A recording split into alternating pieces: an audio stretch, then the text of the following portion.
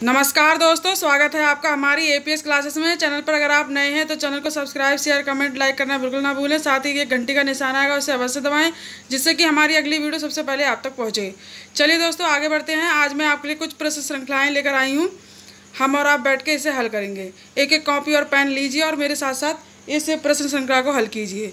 आइए दोस्तों, सबसे पहला प्रश्न है हमारा, कारांत क्या है। देखिए, कारांत क्या है, इसके चार ऑप्शन हैं। पहला है आपका आ से और स्वर, और दूसरा है आपका व्यंजन, तीसरा है उष्म व्यंजन, और चौथा है सरल वाक्य। तो इसका सही जवाब क्या होगा दोस्तों? ए, आ से औ तक स्वर। ठीक है दोस्तों, कारांत जो होते हैं, जितने भी कारांत आपके होते हैं वो आ से औ तक के स्वर होते हैं। ठीक है दोस्तों, चलिए दोस्तों आगे बढ़ते हैं। अब है हमारा प्रश्न नंबर 2। लोटा, चमड़ा, घोड़ा हैं ईकारांत, आकारांत, उकारांत, ओकारांत। ठीक है, इसका सही जवाब होगा आपका ऑप्शन बी, आकारांत। ठीक है दोस्तों, चलिए आगे बढ़ते हैं। अब है हमारा प्रश्न नंबर 3। मूल शब्द भेड़ स्त्रीलिंग का पुल्लिंग क्या होगा? ए भेड़ी, बी भेड़िया, सी भेड़ा, और डी भेड़ू। तो इसका सही जवाब होगा सी, भेड़ा। ठीक है दोस्तों, स्त्रीलिंग होगा भेड़ और पुल्लिंग होगा भेड़ा। हमारा प्रश्न नंबर 4। ठीक है, प्रश्न नंबर 4 क्या है हमारा? शिव शंभू के चिट्ठे से संबंधित रचनाकार हैं बाबू तोताराम, केशव राम भट्ट, अंबिका दत्त, या बाल मुकुंद गुप्त। तो इसका सही जवाब होगा डी, बाल मुकुंद गुप्त। ठीक है दोस्तों, अब है प्रश्न नंबर 5। रामचरितमानस की भाषा क्या है? Option A Bhojpuri, B Prakrit, C Brajbhasha, D Awadhi. तो इसका सही जवाब होगा डी, अवधि। ठीक है दोस्तों, चलिए आगे बढ़ते हैं। अब है हमारा प्रश्न नंबर 6। यथार्थ का विलोम शब्द है। ठीक है, क्या होगा? ए आदर्श, बी कृत्रिम, सी उचित, और डी अनुचित। तो इसका सही जवाब होगा बी, कृत्रिम। ऐसे ही है आपका प्रश्न नंबर 7। कुंठित व्यंजन है ए ल, बी र, सी म, और डी प। तो इसका सही जवाब होगा र। मैंने आपको जब वर्णमाला पढ़ाई थी तब मैंने आपको लुंठित व्यंजन भी पढ़ाया था। तो जिन लोगों ने नहीं पढ़ी है वो लोग मेरी वीडियो देख सकते हैं, मैंने लिंक छोड़ रखा है डिस्क्रिप्शन बॉक्स में। चलिए दोस्तों आगे बढ़ते हैं। अब है हमारा प्रश्न नंबर 8। ज्यों ज्यों बूढ़े श्याम रंग, त्यों त्यों उज्जवल होए।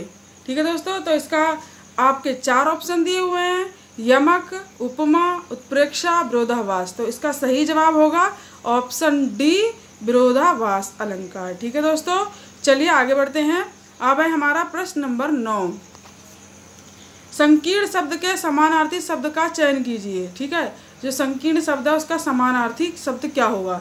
नीचा, संकुचित, दक्यानुसी, रूढ़िवादी। तो इसका सही जवाब होगा संकुचित। ठीक है दोस्तों, चलिए अब आगे बढ़ते हैं। प्रश्न नंबर 10। एक मित्र ने दूसरे मित्र से कहा 6 बज गए हैं। उपरोक्त रेखांकित वाक्य में कौन सी शब्द शक्ति है? तो आपका ऑप्शन ए है शाब्दिक, बी आर्थी, सी रूढ़ी, डी व्यंजना। तो इसका सही जवाब होगा डी, व्यंजना। प्रश्न नंबर 11। सभी स्वरों की संख्या होती है घोष, अघोष, घोष, अघोष, इनमें से कोई नहीं। तो इसका सही जवाब होगा घोष। अब है हमारा प्रश्न नंबर 12। सीता तो फूल है, रेखांकित वाक्य में कौन सी शब्द शक्ति होगी? गौड़ी, सारोपा, रूढ़ी, प्रयोजनवती। तो इसका सही जवाब होगा प्रयोजनवती। चलिए दोस्तों आगे बढ़ते हैं। अब हमें हमारा प्रश्न नंबर 13। प्रयोजनवती शब्द शक्ति है लक्षणा, व्यंजना, आविधा, सभी। तो ये क्या होगा आपका? प्रयोजनवती जो शब्द शक्ति है वो आपकी है लक्षणा। ठीक है, क्या है? लक्षणा, जो लक्षण के आधार पर। चलिए दोस्तों आगे बढ़ते हैं। अब है हमारा प्रश्न नंबर 14। भाववाचक संज्ञा है मीठा, मिठास, खट्टा, कोई नहीं। तो इसका सही जवाब होगा वी, मिठास। ठीक है, चलिए आगे बढ़ते हैं। अब है हमारा प्रश्न नंबर 15। किस शब्द में नज तत्पुरुष समास है? अनभिज्ञ में, अनुकूल में, गंगाजल में, धर्माधर्म में।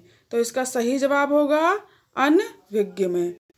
तो दोस्तों हमारी प्रश्न श्रृंखला यहीं समाप्त होती है। कल मिलेंगे अगली वीडियो में अगले टॉपिक के साथ। अगर आपको हमारी प्रश्न श्रृंखला अच्छी लगी हो तो आप हमें कमेंट बॉक्स में लिख के ज़रूर बताइएगा। और अगर आप चाहते हैं कि आपको ये समय समय पे प्रश्न श्रृंखलाएँ बनाती रहूँ मैं, तो तब भी आप कमेंट्स करिएगा। तो मैं आपको बीच बीच में ये प्रश्न श्रृंखला लेकर आती रहूँगी। और अगर आपको मेरी प्रश्न श्रृंखला अच्छी लगी हो, पसंद आई हो, तो आप इसे शेयर कमेंट लाइक ज़रूर करें। ठीक है दोस्तों, नमस्कार, कल मिलेंगे।